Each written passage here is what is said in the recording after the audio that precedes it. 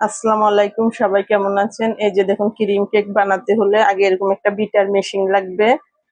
Cake কাটার জন্য এরকম একটা করাত লাগবে। এরকম একটা ছোট চালনি লাগবে। এমন একটা কিচেন স্কেল লাগবে, এটাতে সবকিছু মেপে নিতে হবে, না ছাড়া কেকটা পারফেক্ট হবে না। কেক ফিনিশিং এর জন্য এই এই চাকুটা লাগবে। এই চাকুটা দিয়ে আপনারা কেকটা সুন্দর মতন ফিনিশিং দিতে পারবেন।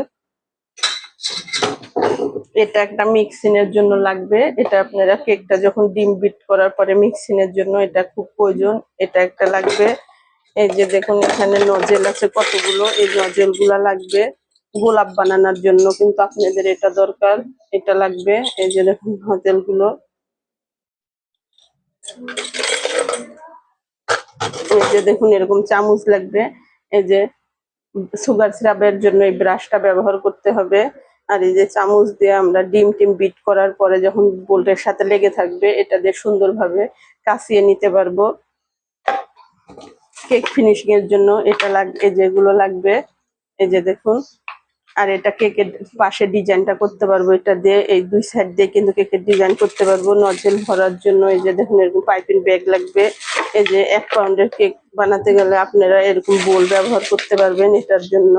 আর 2 পাউন্ড কেক বানাতে গেলে কিন্তু বড় বোল লাগবে। এই যে দেখুন, এরকম বড় বোল লাগবে। এই যে দেখুন।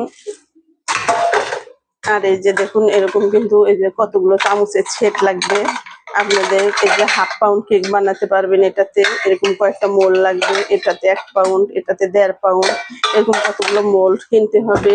এমন একটা টার্ন টেবিল লাগবে, টার্ন টেবিল একটু ঘুরিয়ে ঘুরিয়ে কেকটা ফিনিশিং দিতে হবে।